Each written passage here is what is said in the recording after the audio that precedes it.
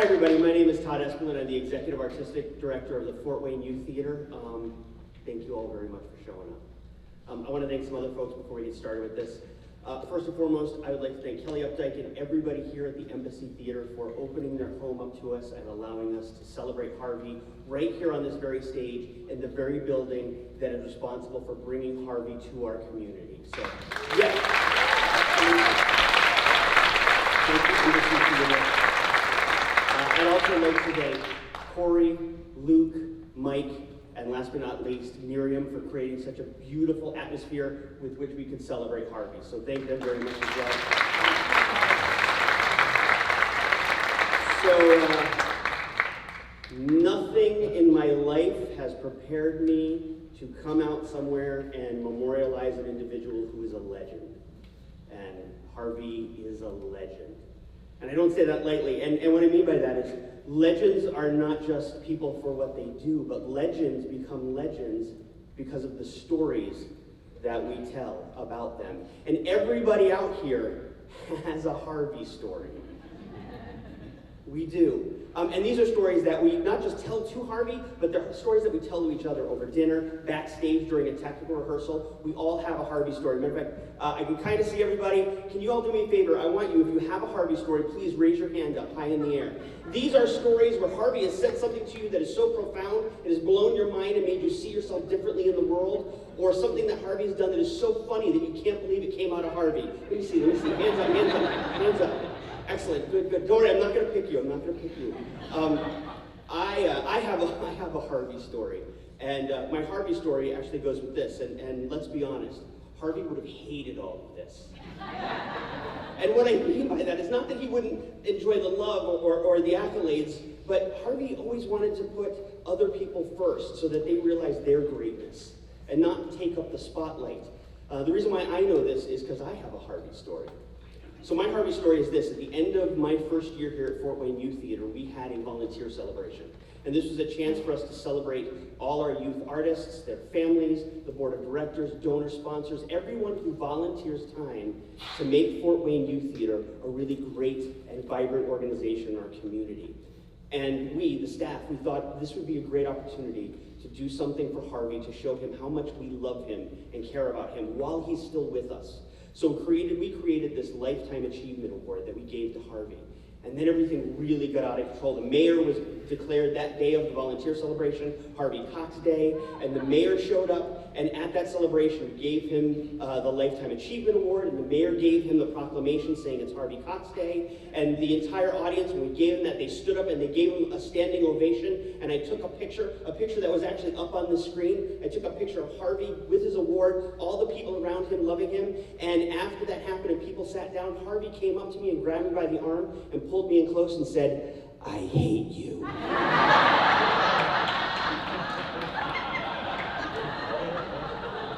I have a lot of Harvey stories. Because Harvey and I used to spend our mornings together at Youth Theater, just Harvey and I. And sometimes I'd go by his office and he'd tell me a story, or he'd pop in my office and he'd tell me a story. I have quite a few Harvey stories. One of the things that Harvey and I talked about was how much we love theaters. And not just the building of the theater, but this space inside a theater and how magical it is. And one of the things that Harvey and I both liked about a theater was not just the theater itself, but what it's like to be alone in a theater. If you've never spent time in a theater alone, it's actually really lovely. Because I want you to think about something. When a performer's on stage, they're giving of themselves. They're sharing something personal of themselves. Either as a musician, a singer, an actor, they're sharing something of themselves. And that energy, and I know this sounds ooky spooky, but it goes out and it sits in a space. It lives in a space. And Harvey loved sitting here in the Embassy Theater, he told me, because you could just feel all of the performers who had been here. The thousands upon thousands of performers that had been here at the Embassy Theater. Bob Hope, Doris Day, Billy Porter. They've all left something of themselves in this space. It's kind of like if you go into a brand new house or a show home on a group of homes they're trying to sell. It doesn't feel like a home. It feels like a place with four walls and a ceiling. because nothing's happened there. There's been no celebrations, there's been no weddings, there's been no births, there's been no holiday events. It's just a building.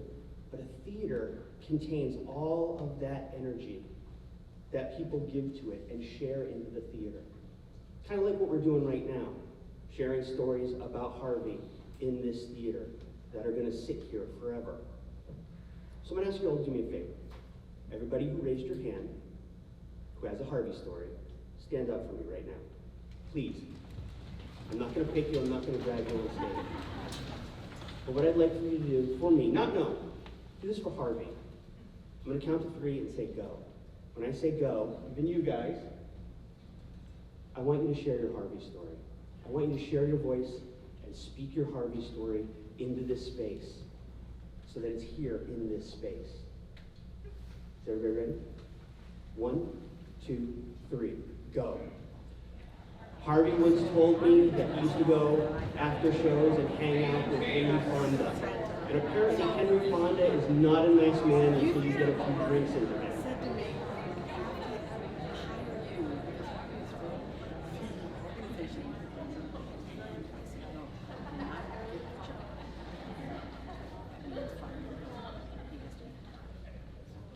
So I want you to think about what you just did. Not only does that Harvey story live in you, but that Harvey story now lives here at the Embassy Theater. And your connection to Harvey is now connected to the Embassy Theater. And this is the space that was responsible for bringing Harvey here to Fort Wayne and touching all of our lives. Thank you for indulging me in that kooky story. You can sit down. All right.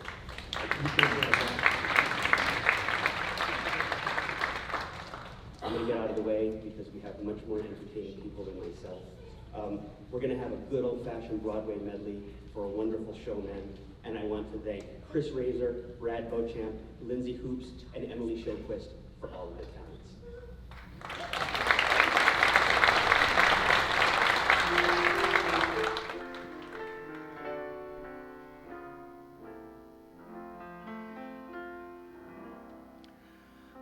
Another opening, another show in Philly, Boston, or Baltimore.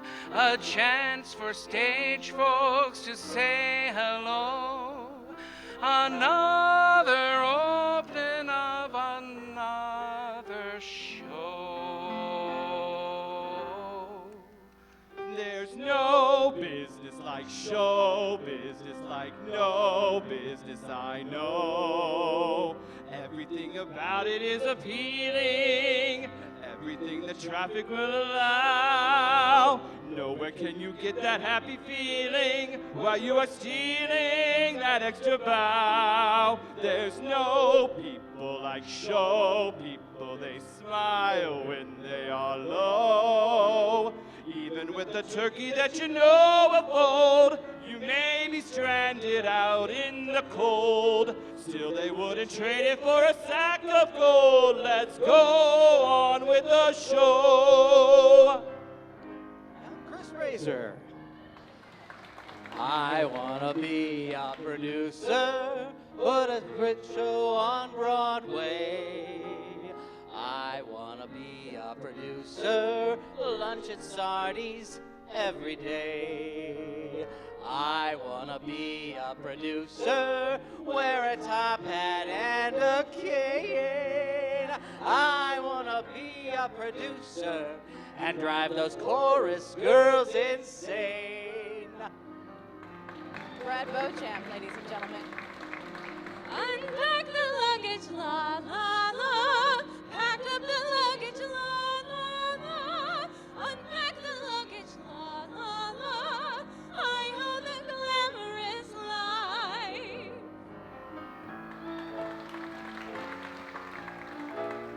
I'm just a Broadway baby, walking off my tired feet, pounding 42nd Street to be in a show. Broadway baby, learning how to sing big chance to be in a show. Gee, I'd like to be on some marquee, all twinkling lights, a spark to light the dark, from Battery Park to Washington Heights.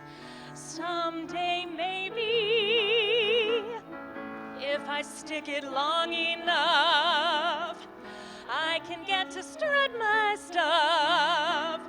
Working for a nice man like a Ziegfeld or a Weissman in a great big Broadway show.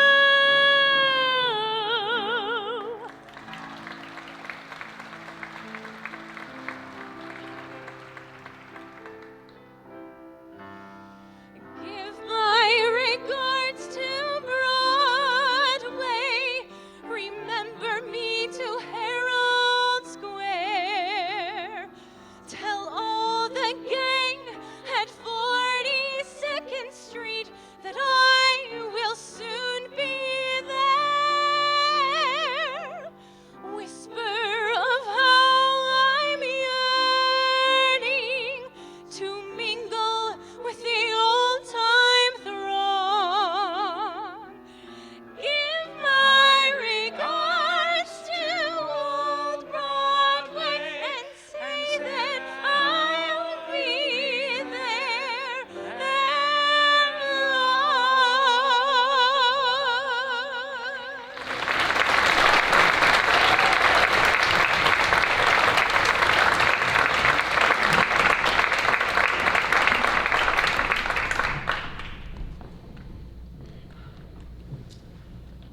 On March 31st, 2022, days shy of his 97th birthday, Harvey Cox, Fort Wayne's greatest showman, playwright, theater historian, Tony Award nominee, patriarch of the Fort Wayne Youth Theater, my friend, my colleague, took his final bow and left the stage.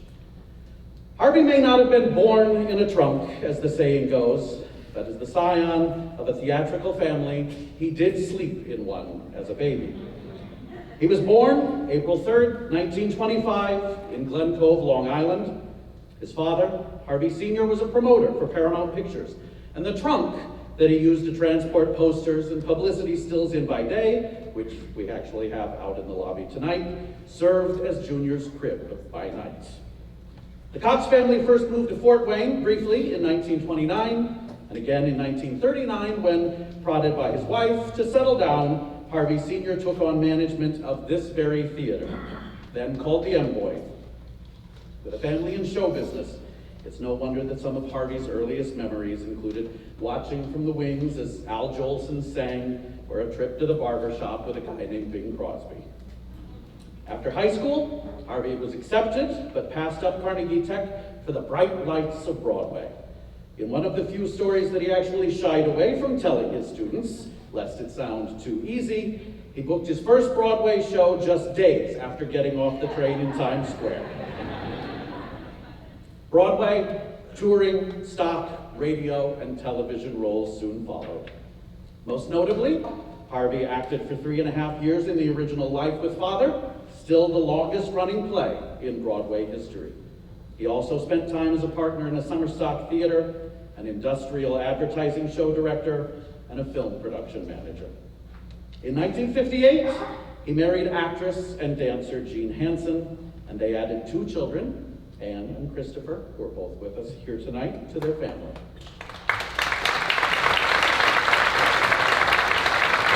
The elusive Cox children are in the house tonight. They do exist.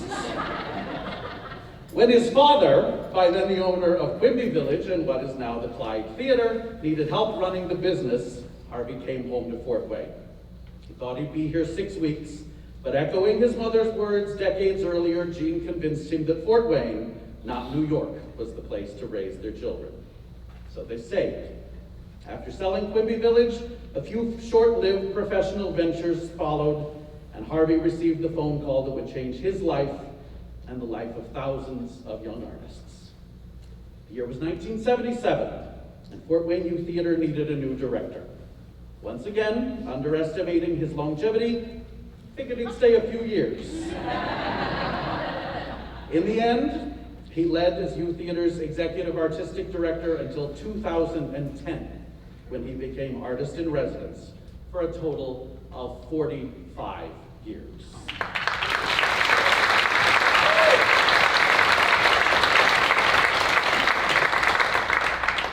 At Youth Theater, he traded his life's ambition for his true life's calling, making better actors and better people out of all who entered its halls.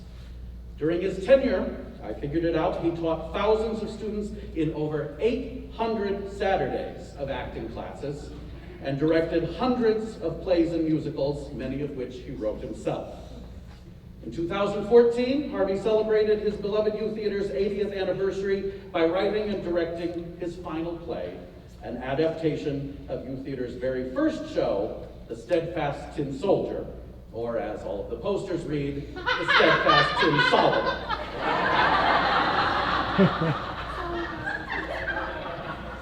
You can blame Heather Clausen, who was too timid to tell Leslie that that's what they said. He taught his final class in 2019 at age 94. Even after that, he remained a constant and vital presence at the theater, writing scripts, entertaining visitors, keeping Megan's IT skills up to snuff, heading down to Wendy's for lunch every day. Even in his mid-90s, it took a global pandemic to stop him from coming into the office 3 days a week.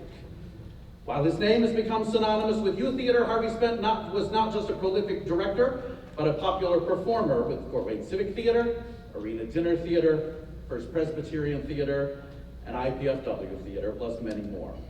Among his accolades, he was awarded a Lifetime Achievement Award from Arts United, the Fort Wayne Civic Theater, and the Youth Theater, as well as the Fort Wayne Historical Society's Johnny Appleseed Pioneer Spirit Award, and Youth Theater's annual Volunteer of the Year Award is named in his honor. Harvey's most lasting professional achievement, though, is his profound effect on the generations of young performers who owe their confidence, their poise, their love of the arts, and in many cases, their careers, to his direction, his care, and his encouragement. Harvey Cox played many roles in his lifetime: artist, teacher, leader, Army veteran, gentleman, raconteur, husband, father, friend, legend. He lost his leading lady, Jean, in 1994, but is survived by his children, Anne and Christopher, their extended family, plus the countless people in this room and all across the country who rightly consider him to be their family. Harvey Cox will live on forever in the hearts and the minds of the countless people he inspired, and all those that they inspired, and those they will inspire, and those they will inspire. And speaking of inspirations, it is my privilege to welcome to the stage the biggest celebrity on our bill tonight. The one, the only, she's back there so embarrassed now. Ladies and gentlemen, a big round of applause for Harvey's co-star, his leading lady in Love Letters, his Ula from the producers, the one, the only, Melissa Long!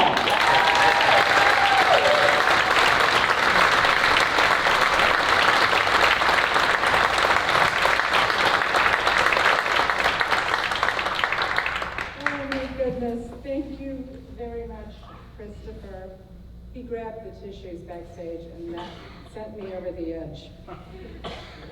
Thank you for this opportunity to remember and pay tribute to our dear Harvey. Anyone who grew up or spent any time in Fort Wayne knew the name Harvey Cox. He was Fort Wayne famous. Of course, he had found success outside of Fort Wayne also, and came back, and aren't we all so lucky that he did? My path first crossed with Harvey's in 1999 when Tom Hofberger asked me to do Love Letters with Harvey as a benefit for First Press Theater. Now the play, which is a series of letters between two contemporaries over the period of 50 years, did not require a lot of rehearsal time, but we did get together and talk backstage, and I learned that I shared the birthday of his daughter, Anne, April 10th. Go A's. Yay. I was curious how we were going to pull this off because Harvey was more than 30 years older than I was. The characters shared a deep and sometimes romantic relationship. We met to do the first read-through. Harvey was so charming and so lovable that any apprehensions I had about the age difference just melted away. I was struck by his lovable, gentle nature and his gentlemanly manner. I was definitely a little bit in love with Harvey. Don't tell my husband. He already knows. The show went so well that we did it again the next year. It was really an awesome experience working with Harvey in that way. Over the years, our paths crossed again when I did a couple of youth theater fundraising reviews. Oh yeah. My favorite was when we all stood out there for the big finale and pretended to know the words to Hooray for Hollywood. I know you're out there, and I know you know exactly what I'm talking about. And then one day I was sitting at my desk at the station, this is a decade later, minding my own business, the phone rings, it's Harvey. I need a big, tall blonde, he said. I replied, I'm your man. He proceeded to tell me that he was directing the producers for the Civic Theater and would I play Ola Inga Hansen Benson Jansson Tallen Hallen Schweden Schwansen, the Swedish secretary. I said, wait a minute, Harvey, for crying out loud, I don't sing, I don't dance, and do you know how old I am? And Harvey says to me, well, don't tell anybody.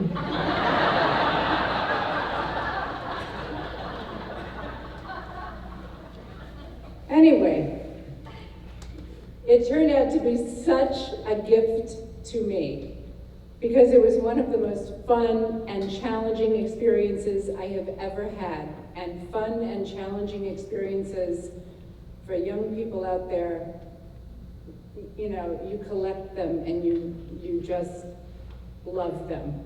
Anything that's challenging you to get outside yourself and do something you didn't think you could do, love that. On the wall backstage, and I never would have had this without Harvey, on the wall backstage, Harvey had tacked a note on opening night, and it said, thank you, all of you wonderfully talented actors. I have enjoyed this show more than any of the hundreds of the past, and it's all because of you. And remember, you perform for the audience, not for yourselves. Be truthful, honest, and stay in the moment. Love, Harvey. I was looking through some of the notes that he gave me during the rehearsals and on opening night. And, oh, what a sweetheart he was. About 3 days after the show closed, I received a postcard from Mystic, Connecticut.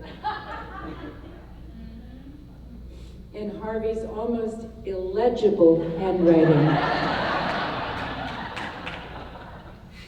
He said he was relaxing and napping and relaxing and napping and writing a play.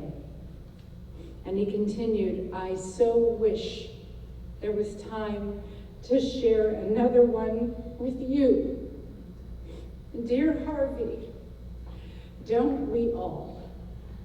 Thank you.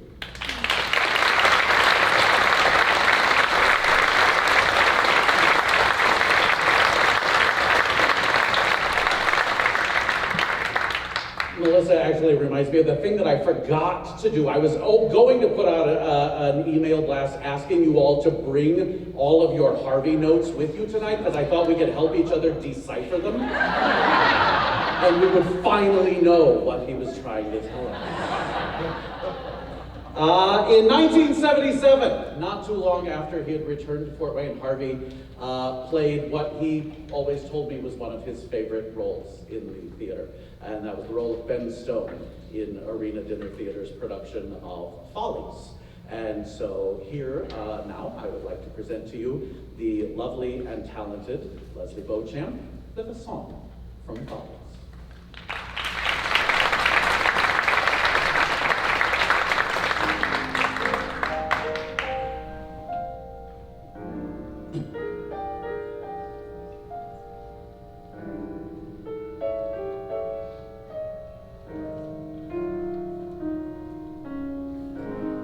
The sun comes up, I think about you. The coffee cup, I think about you. I miss you so, it's like I'm losing my mind.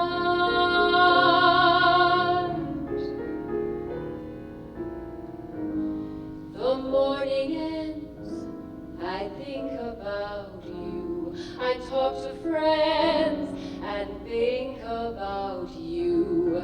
And do they know it's like I'm losing my mind?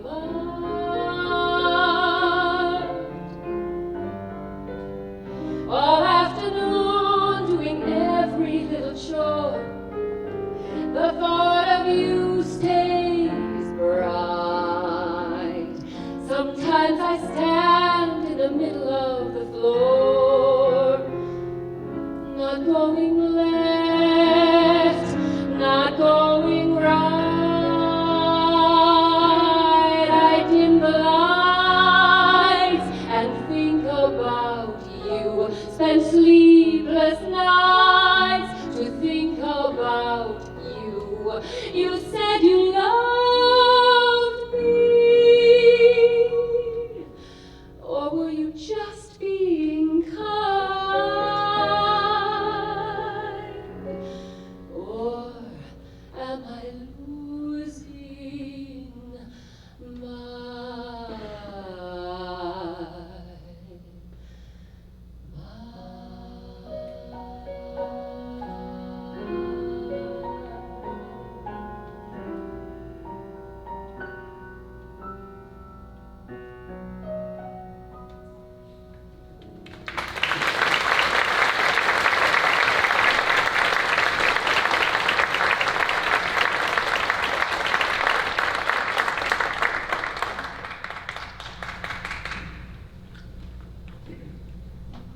Hi, I'm Jim Nelson.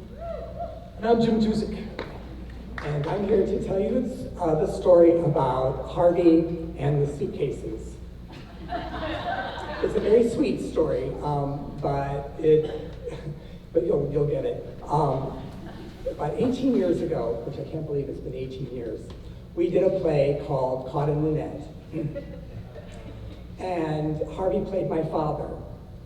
And the scene was he walked on stage with two suitcases, put them down beside me, and then we bantered back and forth. And then once the bantering was done, he picked them up, set a line, and left. So it was all great. And actually this happened every night of the performance, by the way, every night. We would get to the bantering, and that was great. And then Harvey would give me a look that told me he didn't know what was next, so he did this. So I took that as my cue to look at the suitcases. And then he was like, ah! So he would pick them up and sit his line, and off he went. It was very charming and very sweet, and just like Harvey, and I will miss him so much. Thank you.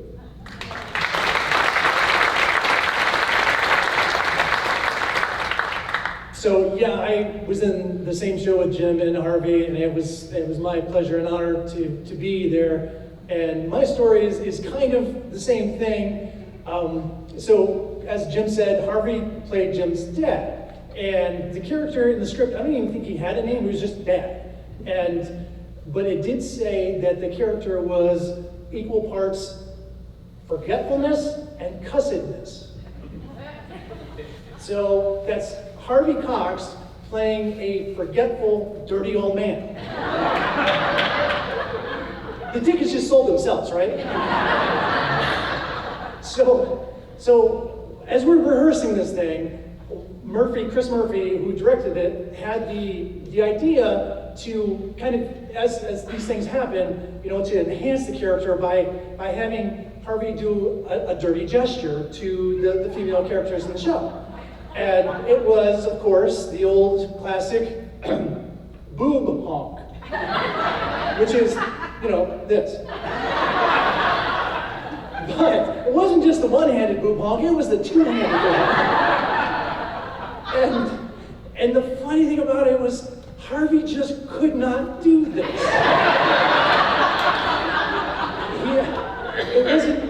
It wasn't arthritis or anything, any kind of medical condition, he just couldn't do this. I like to think it was because he was just innately such a gentleman that his body just wouldn't let him do it. So what did Harvey do? Well, what he did was infinitely better and funnier and just more memorable the whole way across the board. Audiences every night, Harvey would say his line, he would his dirty leer to the female characters, and he'd do this.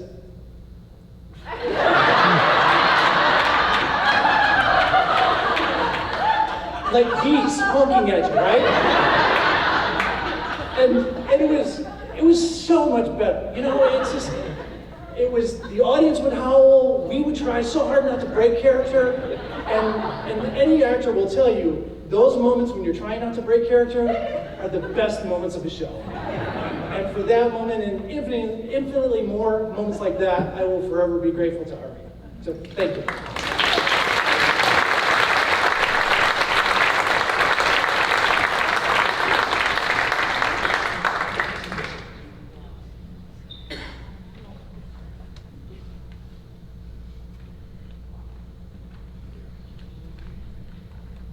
Thanks, man.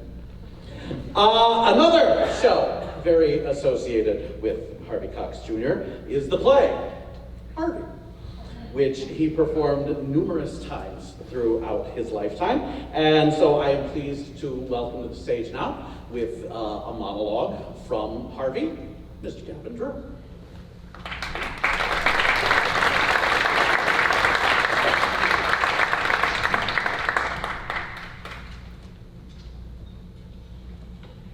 I started to walk down the street when I heard a voice say, "Good evening, Mr. Dowd." I turned, and there was this great white rabbit leaning against a lamppost. Well, I thought nothing of that, because when you've lived in a town as long as I've lived in this one, you get used to the fact that everybody knows your name. Finally, I said, "You have the advantage on me, because you know my name and I don't know yours." And right back at me, he said, "Well, what name do you like?" Well, I didn't have to think a minute. Harvey has always been my favorite name. So I said, "Harvey." And this is the interesting part of the whole thing. He said, "Well, what a coincidence. My name happens to be Harvey." So now, Harvey and I sit in the bars and we have a drink or two and play the jukebox. Soon the faces of the other people turn towards mine and smile. They're saying, "We don't know your name, mister, but you're a lovely fellow." Harvey and I warm ourselves in these golden moments. We've entered as strangers, and soon we have friends. They come over, they sit with us, they drink with us, they talk to us.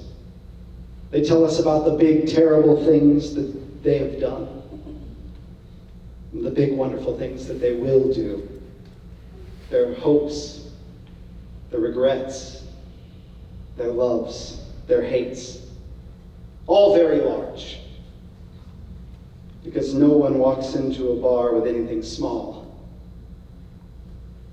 Then I introduce them to Harvey, and he's bigger and grander than anything that they offer me.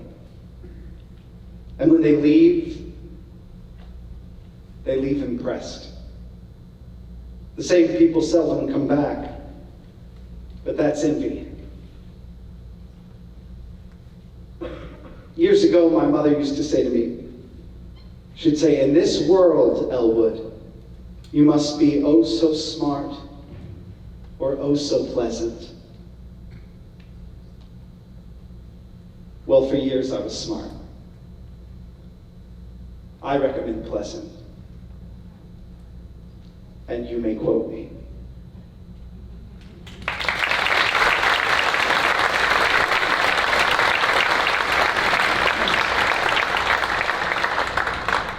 Hi everyone, I'm Renee Gonzalez. I'm a singer and music educator here in Fort Wayne, and I got my start being cast in my first civic show by Harvey Cox. I did My Fair Lady back when I was 16 going on 17.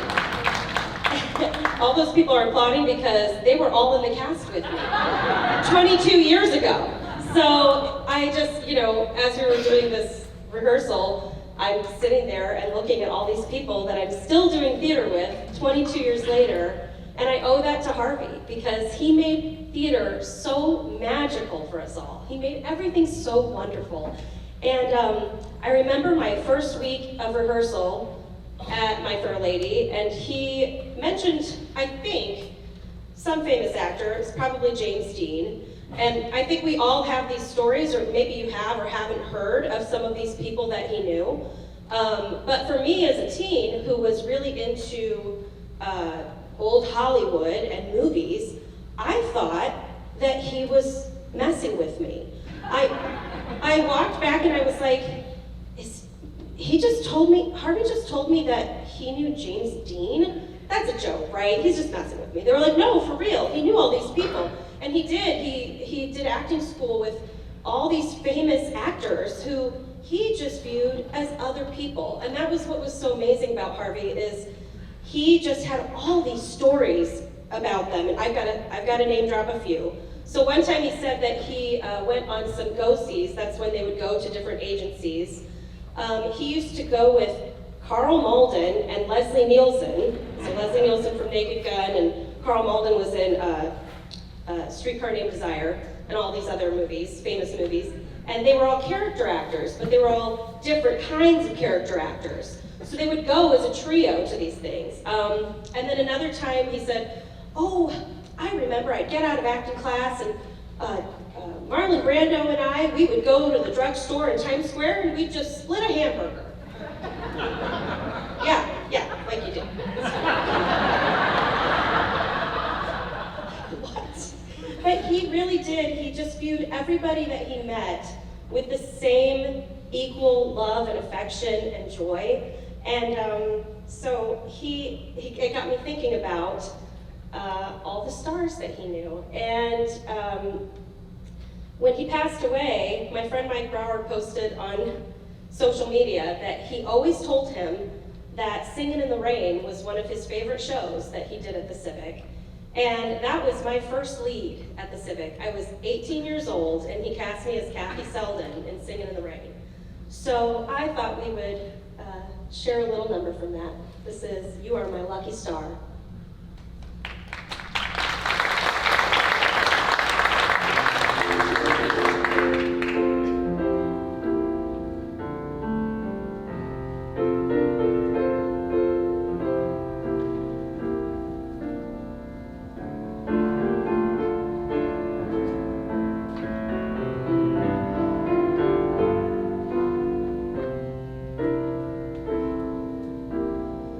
You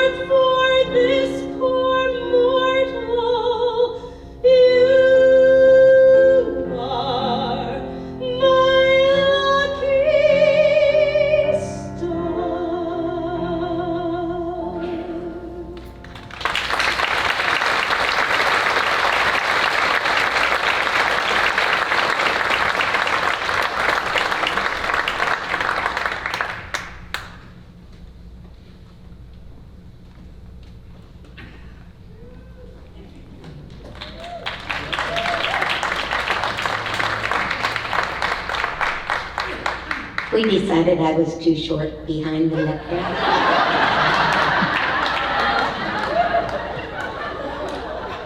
So, I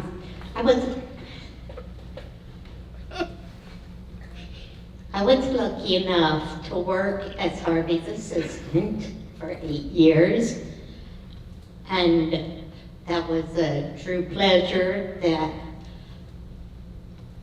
I can never be thankful enough for.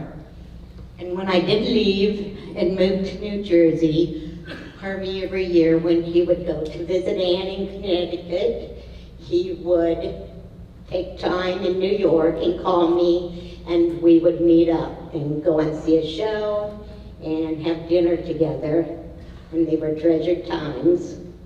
However, there was this one time we would always meet in front of the Marriott in Times Square.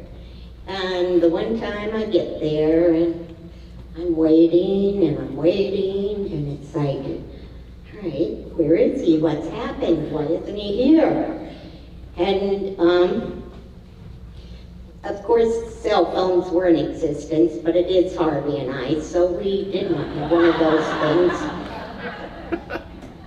And finally, I just walk around the pole at the Marriott, and there he is standing there waiting, and he's like, Becky, where have you been? And on the other side, waiting on you, where have you been? So we had a really good laugh about that. But it was always a true pleasure when he would come visit, and we got to hang out and everything.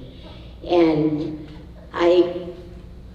one thing, Harvey always taught everybody to believe in themselves, and he always truly believed in me, and I was so blessed to have the confidence that he would give me to move on and to do things. And one thing that I can never be able to thank him enough for is that I was able to meet the person who soon became my best friend, and that is Brock Eastham. And that would never have happened without Harvey putting us in shows together. But the first time I met Monkey Boy Brock was the show that Melissa was talking about, the fundraiser, Hollywood Cavalcade, when none of us did know.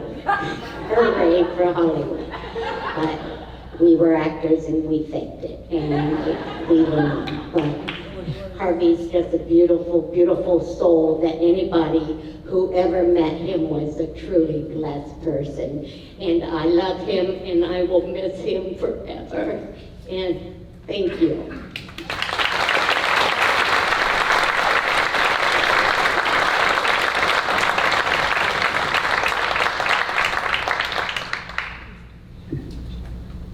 Well, I'm honored to be here with all of you tonight, and I'm especially honored to be up here to share some of my memories of Harvey. He touched the lives of a multitude of people, all of you who are here tonight, and many more scattered throughout the country and probably the world. Yes, Harvey touched our lives. When he spoke to you, you felt like you were the only person on earth. You were valued and special. He listened and knew just what you needed: encouragement, advice, if you asked for it, nuggets of wisdom from his vast experience in theater and life.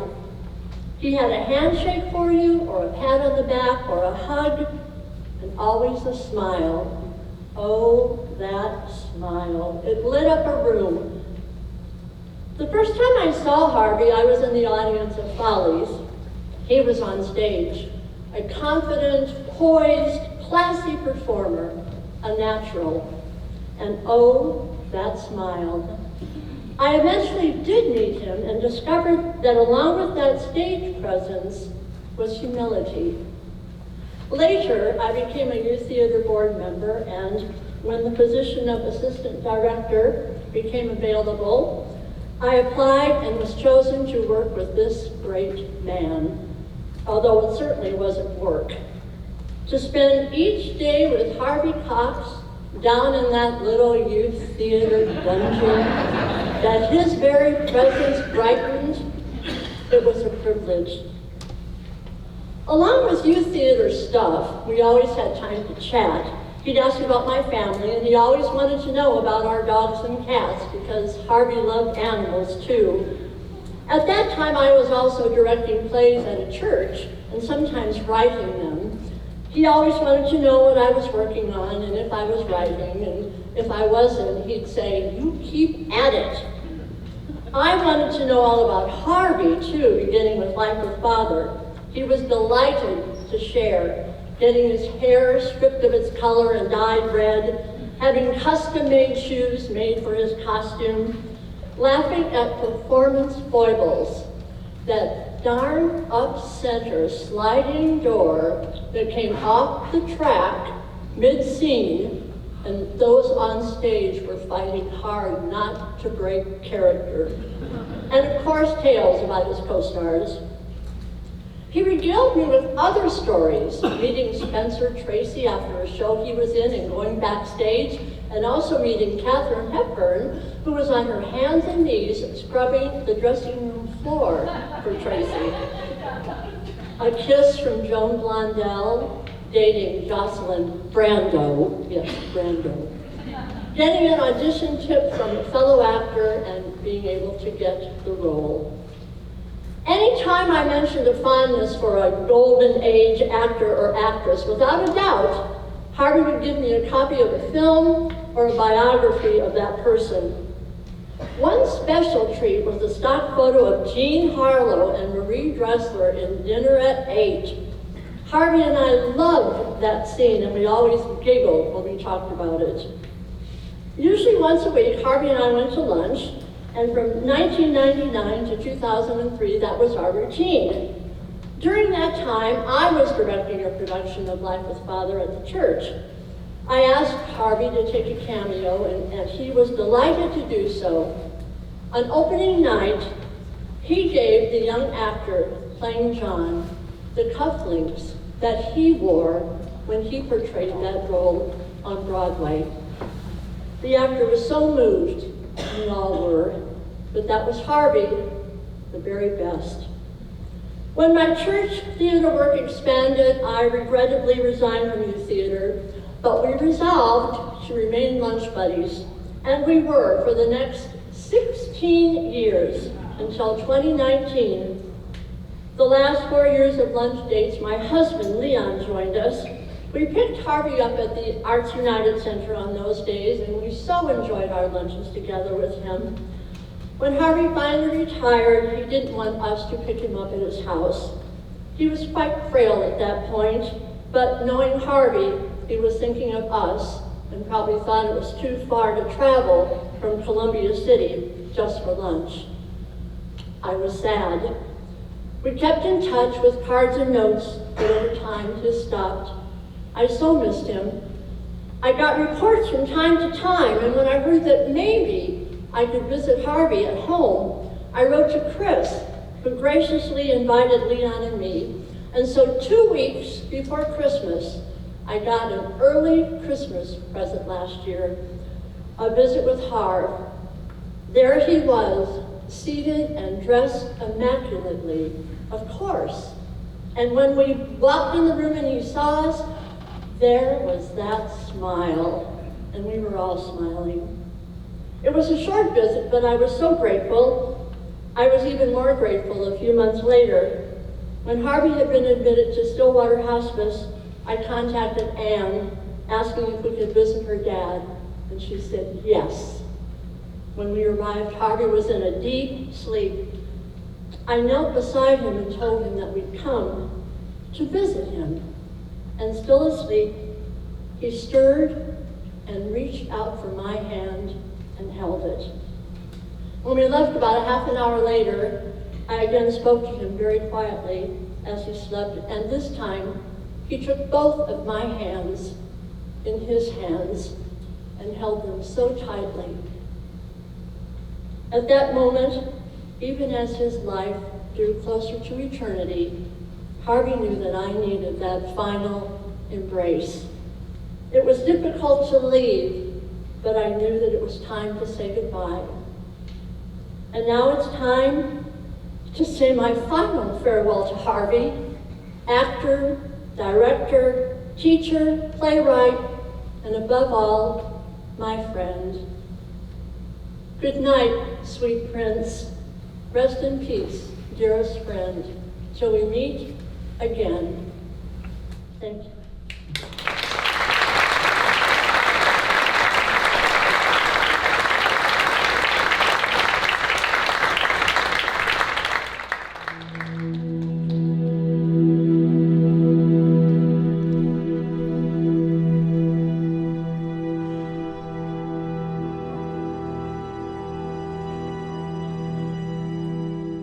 Good night, kids. Now let's get down.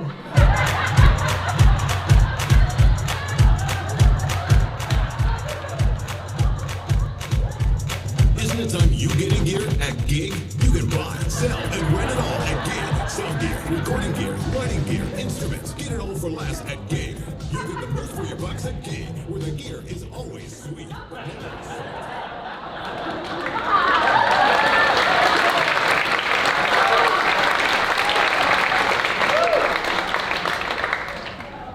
Lights up on an office in the basement of what was once called the Performing Arts Center. It is crammed with books, scripts, librettos, and all things theater. A desk adorned with framed photos of young actors in various stages of costume and makeup. Next to a rotary phone, a manual typewriter is at the forefront. A distinguished-looking man types at a rapid pace, turning out original plays like The Amazing Adventures of Young Tom Edison. My friends would appreciate this old switch. My friends, they're just memories now. Ghostlight. Ambition is a plague upon our houses. The Boy from Fairmount. I always felt that if I could grab the attention of the judges at the top, my chances would be that much better. And adaptations like Little Women. Christmas won't be Christmas without presents. Whether classics, historical biographies, or tales of his own invention, Harvey Cox, instructor, director, and playwright, was a master storyteller. She was sensational. The best drama teacher that I ever worked with. Better than at the actor's studio. Oh, darling, there were so many theater experiences and a few motion pictures. And later, dreadful television. Why does no one understand that I will never, ever marry? It was the experimental method that I knew I was the path I was to follow. Mr. C knew the formula. Reading, research, respect for the subject. His work on young Tom Edison, for example. Just think, what would be if we could fly to the top of the tree, especially if we were in trouble and needed a good place to hide. Or honoring a legend of classic literature. But what voice do we truly have? We Little Women. Or the chronicles of a boy from Fairmount named James Dean with stars in his eyes. It's a dog-eat-dog business. I can play that part. I know I can. And giving us keen insight into this business of show. Wait until you are my age, dear girl. You will have a better understanding of what makes us tick, and even what makes the world go round. Ambition. Even his stage directions were elegant. From The Amazing Adventures of Young Tom Edison by Harvey Cox. Up center hangs a large portrait of elder Tom Edison. At left, a photo of an incandescent lamp, other photos of Edison's phonograph, kinetoscope, and his stock ticker tape machine. From Ghostlight by Harvey Cox. A bare stage at Ethel Barrymore Theater in New York City. A ghostlight is positioned down front. Upstage, several flats from past shows lean against the brick back walls. From The Boy from Fairmount. The stage is dressed with a series of coffin-like rectangular boxes. Upstage is a throne-like chair with a small table beside it. Today's Little Women. At Rise, Jo is spread out on the floor with paper in front of her. Beth is hidden by a blanket in a chair. Amy, also seated, is reading a book. Meg sits, writing a letter. Marmee sleeps. She lets loose a snore. All of the girls jump. And here we meet October 21st, 1929, 50th anniversary of the day me and my gang finished our 6,000th experiment. We finally got the incandescent lamp to stay lit for 45 hours. Cease your pacing, come back with heathens, look me square in the eyes, now. I demand respect from you, Mr. Director. It threw me at first. I was so confused that I strayed off only a couple of blocks away from my hotel in Times Square. I would see 3 movies in a day to escape my loneliness. Father left for the Civil War years ago. I think it was 1862 or thereabouts. And now it is 2017 already. From the basement of the theater to the stage lights of opening night, Harvey Cox was our storyteller. From beloved stories of Tom Sawyer, Huck Finn, Rip Van Winkle, Oliver Twist, Charlotte's Web, Treasure Island, The Tales of Fairy, Alice in Wonderland, Puss in Boots, The Sleeping Beauty, The Sword and the Stone, Moby Dick, The Adventures of Robin Hood. And from the creative genius of his invention, The Child Star, The Boy Who Came for a Visit, The First to Flee, Stage Struck, The Big Secret, The Last Movie Star. Harvey was our storyteller. Harvey was our playwright, Our director. our teacher, Our inspiration. our treasure.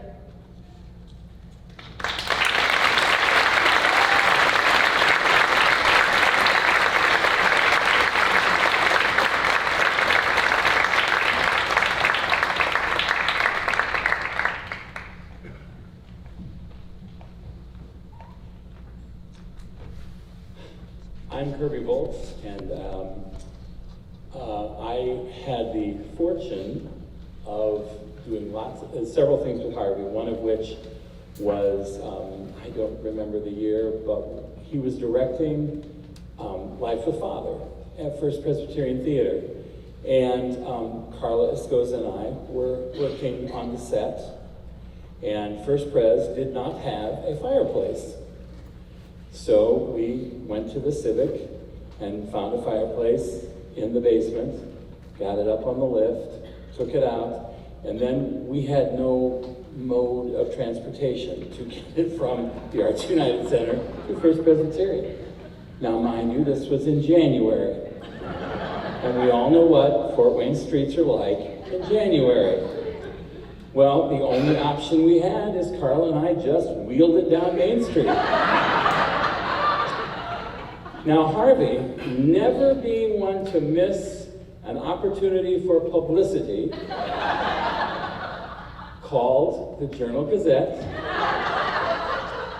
So Carla and I are pushing it through snow and slush and whatever, and getting water in our shoes, and really actually laughing because how stupid we must have looked to people driving by. But up came this photographer and said, I've been sent here to take a picture of you. So we got in like a pushing pose, and he took our picture. And it got in the paper, and you know, it was just great fun. Harvey was the best. When I was in my last 2 years of college, I was fortunate. I had to have some type of internship because I was a theater ed major. And so I went to Harvey and asked if there was anything I could do. You know, could I work with him at Youth Theater? Because I am a product of Youth Theater. And it would not be anywhere, and I have told Youth Theater staff this, I would not have been anywhere I am today had it not been for Youth Theater. And so he was like, sure, come on down. And so I did 2 summers of that, and he actually paid me. I was not planning on that, but it was just a great, it was a great summer, 2 summers. And there are just so many things that I learned from Harvey. There was a time when I was, I kind of come back, go back, I always made sure that on vacation or whenever I would go down and see Harvey. And there was a time where I was really not sure about if I wanted to stay in education. And he sat me down and we had a long conversation. And when I left, there was just no question I was going to stay in it. And as 41 years later, I sent that email Friday to say, thank you very much. It's time to pass the torch, which is what I felt Harvey was really doing for me. So hopefully I can do the same too, and hopefully I've been able to teach kids the things that Harvey taught me. So Harvey, thank you so much.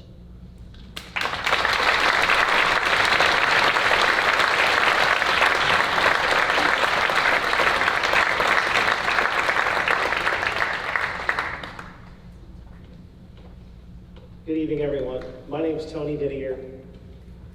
I had the pleasure of meeting Harvey Cox in 1999. I got cast as Wayne Frake in State Fair, and I didn't know who Harvey Cox was at that time. I was in theater at my elementary school at Most Precious Blood, and I had never done youth theater other than what I had experienced there. And I just had a love and a passion for theater, and he had seen me in shows that I had done at the Civic leading up to that. And I never wanted to do summer theater because outside, we've been outside this week, it's gorgeous, and I always wanted to be outside or taking a walk or doing something or up at the lake water skiing, whatever it might have been. And I said, fine, I'll do, yes, I think I'm gonna audition for this summer show. And I did, and it ended up being the greatest gift of my life because I met this man that I never knew, Mr. Harvey Cox. And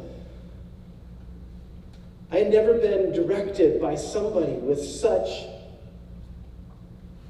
gentle kindness, just true, just the most genuine person I had ever met. And the crazy thing is, I've never, in all of the years that I've known Harvey now, and after I had that show, we became he instantly became my mentor. It was the only show I ever did with him. I only have one Harvey now.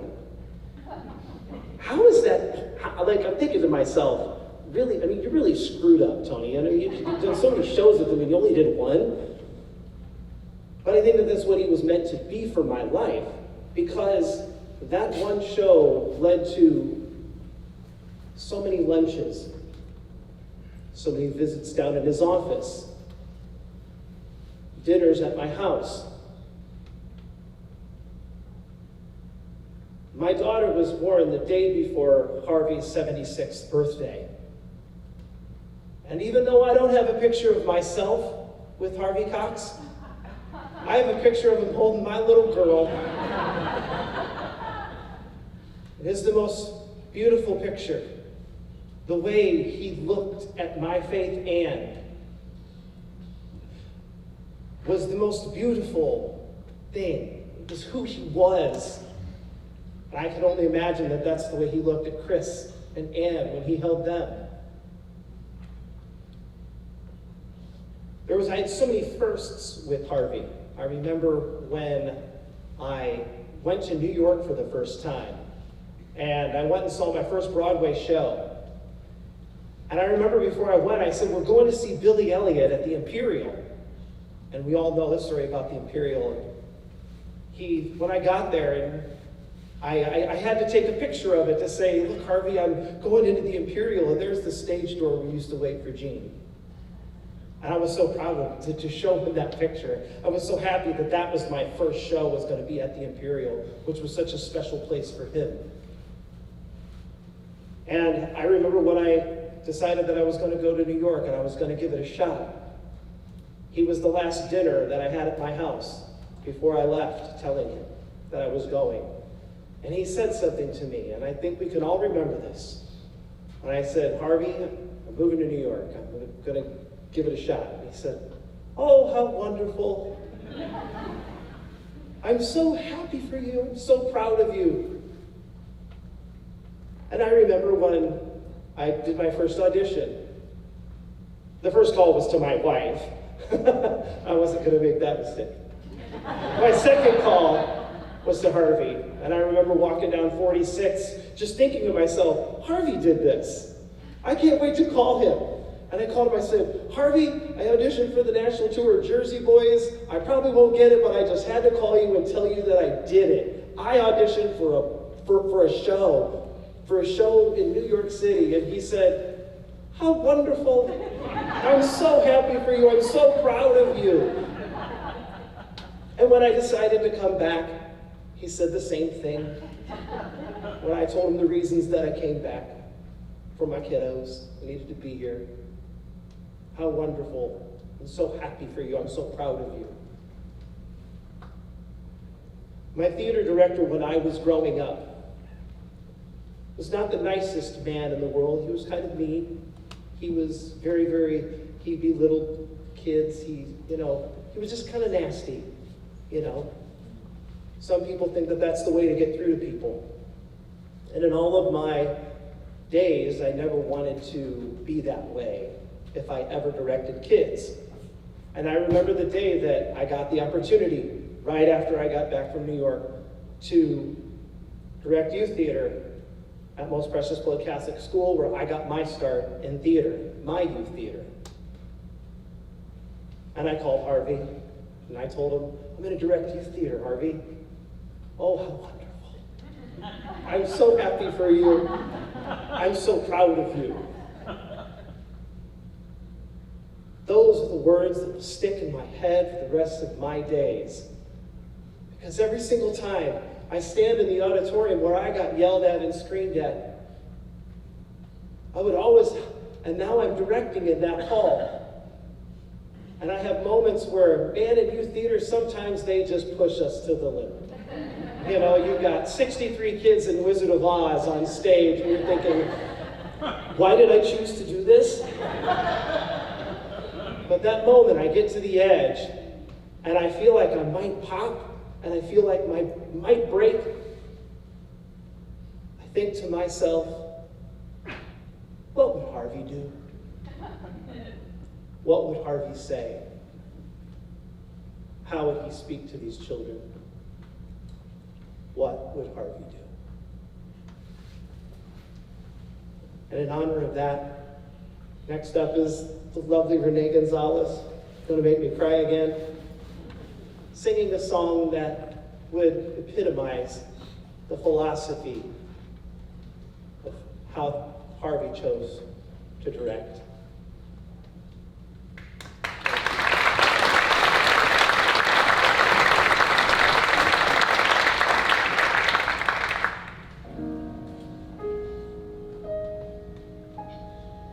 How do you say to a child in the night, nothing's all black, but then nothing's all white?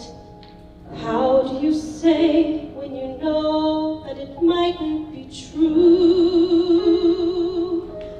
What do you do?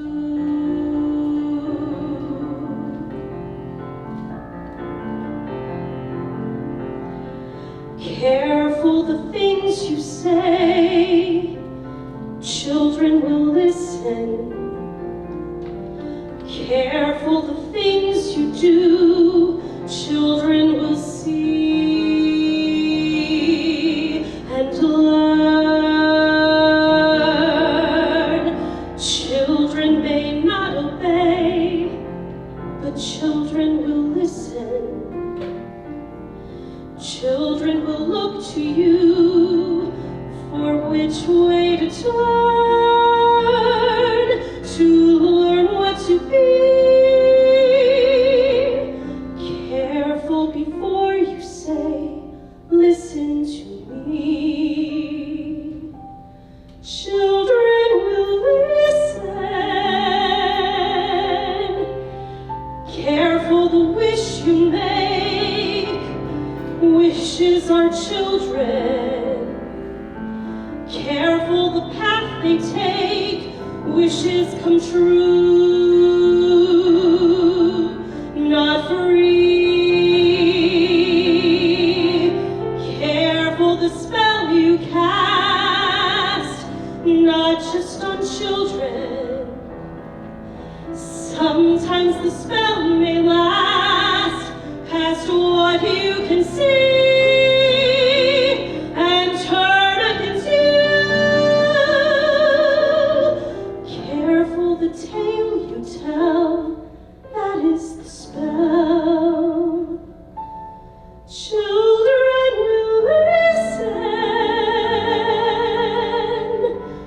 How do you say to a child who's in flight, don't slip away and I won't hold so tight? What can you say that no matter how slight won't be misunderstood? What do you leave to your child when you're dead? Only whatever you put in its head. Things that your father and mother had said, which were left to them too. Careful what you say. Children will listen. Careful you do it too. Children will see and learn.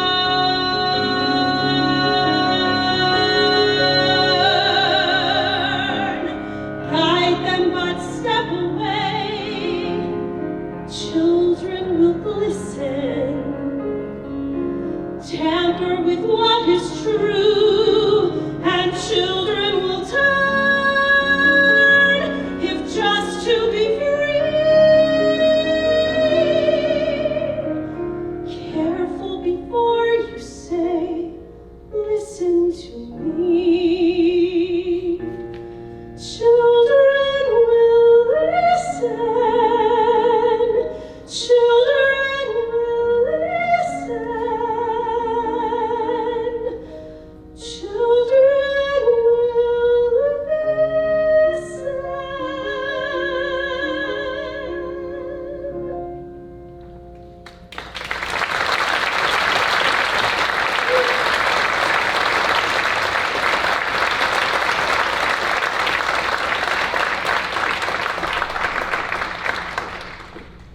Good evening. I am Ann Cox. I am Harvey's mystery daughter from Connecticut. This is what I look like. If you follow me on Facebook, you would know. I've been asked to speak a little bit about my memories of my father, in Connecticut in particular. But first I want to say that this is not my first go around on the stage. 45 years ago this month, I was a member of the Bishop Luers Minstrel Show Choir. And we sang, when there were still swing choirs. And I was, with the group, were invited to perform for the Jerry Lewis Telethon. And so I sang on this stage 45 years ago, singing with the minstrels. I was 18, you do the math. And so this theater has had a legacy of sorts with my family. We've talked about my grandfather, Harvey Cox Sr., who managed this theater in the 20s and 30s. And a little bit of trivia, he was one of the first in the country to develop the whole idea of theater concessions and the concession stand. And so he brought in food. He had seen something in New York where they had served food at theaters and it brought people in, and this was during the Depression, and they needed to make some money. And so he brought that here. So any of you who ever see theater, go to a movie, and order the $100 popcorn, you can blame my grandfather. So, Harvey, he was a wonderful father, and this is my brother and I'm speaking for my brother Christopher as well. Harvey started coming out to Connecticut to see me in the late 90s. I had gone to Yale to get my third master's degree, and he thought it was wonderful. He loved the Northeast. He would come out, he would visit, and he got to see some Broadway shows. And so when he first came out in the early 2000s, he would go to New York for a week, and then he would come to see me in Connecticut for a week. And one year, I think it was 2002, he called me, and he was so excited. He said, Ann, I have just seen the next great Broadway sensation, and her name is Sutton Foster. And he was thrilled, and he became a great admirer of Sutton Foster for his whole life. And over time, I would join him in New York, or we would take trips together, and we would see shows. And as part of the tour of Broadway, we would take a walkabout of 45th Street. And he would point out the different theaters, and he would talk about the stars, and it was really his living history. He was talking about what he had lived in New York on Broadway. And he had met all the people he had talked about. He knew the history of the theaters, and we would walk up and down 45th Street. And he would point at the theaters, and he was just so animated. And one particular time, I noticed there was a group of people that would follow us. And we would walk, and Harvey would gesture, and he would drop a name or two, and then we would stop. And the people were stopping. And we would walk again, and he would tell more of the St. James, and this theater and that theater, and name drop some more. And we all know Harvey was a name dropper, but he knew all those people, so he could. And at one point I said, you know, Daddy, I think somebody's following us. And we turned around, and there was a group of 4 or 5 women who I thought they had happened upon a really good historical tour of the Broadway stage. And it was just Harvey teaching his daughter about what he knew. So anyway, they told us this, and he, in Harvey's style, was like, come on, let's go. And he finished his tour of 45th Street with these 4 or 5 women from God knows where they were from in tow. So we ended our tour, left them at the end of 45th Street, we crossed the street, and we entered through the pedestrian walkway of the Marriott Marquis. I don't know if anybody's been to the Marriott Marquis, but there's a long pedestrian walkway underneath the hotel. And we'd get halfway down, we'd be walking this way, we would get halfway down the Marquis, or the pedestrian walkway, and he would stop and he would turn, just like this. And he would poke me in the side and he'd say, Ann Elizabeth, you are now standing center stage of the Helen Hayes Theater, and here is your audience. And he would stand, and he would smile, and he would remember. And then we would continue on through the walkway, crossing 46th Street, and he would stand and he would turn, as Todd Didier so beautifully and eloquently said. He would look across the street at the stage door of the Imperial Theater, and he would smile. And he would say, in this very spot, I stood every day, and I watched your mother come across the street after rehearsals from Gypsy. And I always gave him a little time, because he would get lost in thought, and he would just look, and I know that he was remembering seeing his beloved Jean walk across the street to meet him again. And over time, our shows became less frequent as he became older. But in 2014, we managed to get tickets for a Broadway show called Violet. It was at the American Airlines Theater, and it starred none other than Sutton Foster. And after the show, I asked him if we could go stage door. And for those of you who don't know, stage dooring is going and getting autographs and meeting the stars of the show. And what you may not know is that Harvey despised stage dooring. He hated it. He just felt like he was bothering the actors. He didn't want to get in their way. But what I really think is that he missed doing that himself. But he relented on this occasion and he said, let's go. And so we walked around to the other side of the American Airlines, which is on 42nd Street. And as we rounded the corner, we saw a huge crowd of people. It was a throng of fans. And we stood at the back of the crowd, and we waited, and we watched, and we waited, and we watched, and we waited, and we watched.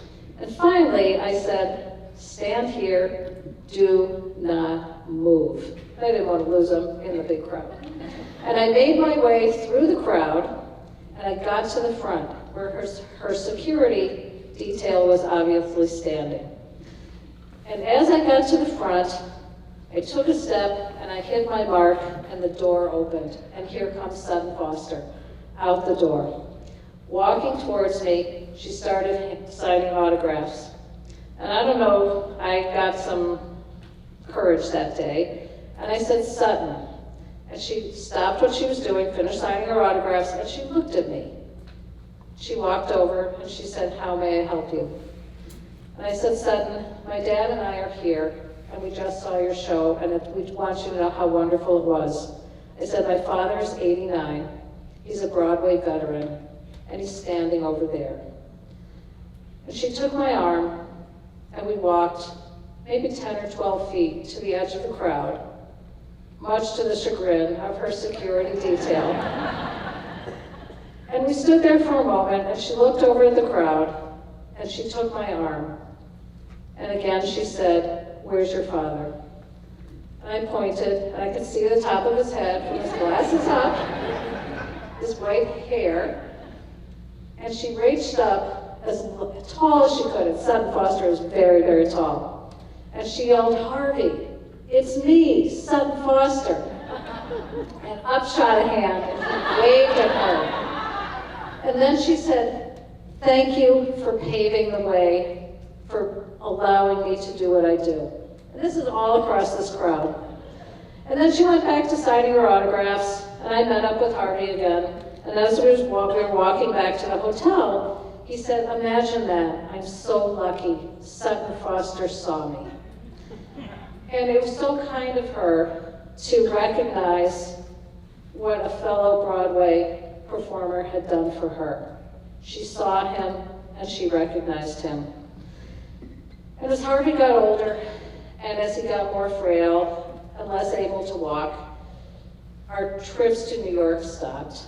And our visits became sitting at a beautiful state park we go to, overlooking the water.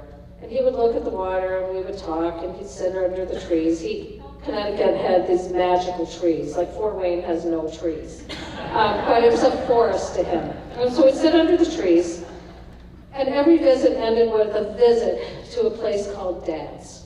And Dad's is a ramshackle, hole-in-the-wall, 6 picnic-table seafood joint in Niantic, Connecticut, overlooking the Long Island Sound, and cut in the middle are Amtrak railroad tracks. And we would sit and we'd have a hot dog and a cup of root beer. Harvey's one of his favorite things from his childhood were hot dogs and root beer. So every time we went, it was like a new experience for him. He would get a hot dog, he'd get a root beer, he'd stare out the window, he'd look at the Long Island Sound across and imagine Glen Cove where he was born, and we'd watch the Amtrak trains. One going north to Boston and one going south to New York. And he'd always say, I wonder who left them at the station and who they're meeting. And we would make up stories about the people on the trains and who they were and what they loved and who they lost and where they were going. And one day he said, it's really lucky that we're here when both these trains are passing by. And I didn't have the heart to tell him that I had Googled the Amtrak train schedule so that we could be there for that moment. And he never would have understood what Google was. So I just let him feel like he was the luckiest man in the world. And Harvey was lucky. He was lucky because he found Fort Wayne and Fort Wayne found him. And all of you found him. And the one thing that I hear from everybody about Harvey is that they always felt seen, they felt special, and they felt recognized. And at this point, if we could just bring the house lights up just a little bit, I would like to recognize Harvey's kids. So anybody who ever acted in a show with Harvey, or was in a youth theater play, or who took a class from Harvey at youth theater, I'm seeing them all over here, and who was ever in a workshop, a camp, a school production, please stand up. All of Harvey's kids, please stand up. Give yourself a round of applause. You are the kids. You are the people. You are the people who are the quiet ones. You are the misunderstood ones. You are the kids who nobody ever got. You are your generation of Harvey, because Harvey was that kid. You are the stars in Harvey's eyes. Harvey told me that he never, ever went into this business to create stars, only to give kids confidence. And I hope that what my father gave you was a little bit of confidence. And this comes from Harvey's actual kid to Harvey's actual kids. So thank you so very, very, very much.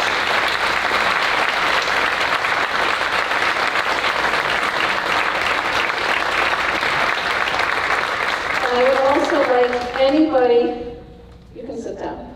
I would like anybody who has worked for the youth theater, currently works for the youth theater, and that goes for apprentices, directors, writers, stage crew, tech people, anybody who's worked with Harvey to stand up. You are really loud. We'd like to thank you for everything you ever did for Harvey. You supported him, you gave him purpose, you gave him hope. You are the ones who lifted him up. You are the ones who found, where's Brock? You are the one who found his lost work on Windows when he minimized his Windows browser and thought he'd lost everything. You are his superheroes and you are his magicians. And from the bottom of our hearts, we truly thank you for always giving Harvey a place to go. And in closing, you can sit down. And in closing, in 2019, when Harvey came to visit me, I know it was his last visit. I didn't know what was coming in the next 2 years, but I knew it was his last visit. And I asked him to make some notes for me on what he wanted in his obituary, because I knew that was coming. And as a nurse practitioner, I have dedicated my career to working with families on grief work, hospice, palliative care, and how to really talk to your families about what you want at the end of your life. And I wanted to put in his obituary not what I wanted or what Chris wanted, but what he wanted. I didn't want to assume. So he made notes, and he put that note on a piece of paper. He put it on the table, and we went and did something else, and that paper got put in an envelope, and then eventually into a box. And then that box moved around with me, my numerous moves during the pandemic. 2 days ago, when I was getting ready to come to Connecticut, I opened a box, and there was the envelope with his notes. And the first thing I thought was, great, I found his obituary notes. And then I thought, crap, did I put in this obituary what he wanted in there? And I looked at it, and I'm like, okay, I did pretty good. But at the bottom of this page was a question that he had written down that I had forgotten that I had asked him. And he had a lot of bests in his life, but I wanted to know what the worst thing of his life was and what the hardest thing in his life was. And what he wrote was, the hardest thing in my life was the 24 times that I had to stand in front of a class of people, class of students, and be introduced as the new kid. And that was because, and he qualified it, he said, that was because I knew I didn't have any friends there. And in the visitation, getting to know the people who knew him and matching the faces to all the names that he used to talk about, I heard stories from people, and the theme was friendship. And people said, he was one of my closest friends, or he was my dearest friend, or even he was my best friend. And what I realized was that the boy who so long ago felt he had no friends grew into the man that had hundreds of friends. And for that, I thank all of you, because you made him feel seen and feel heard and feel connected to someone. Thank you for your friendship, and thank you for all that you do and can continue to do. Thank you.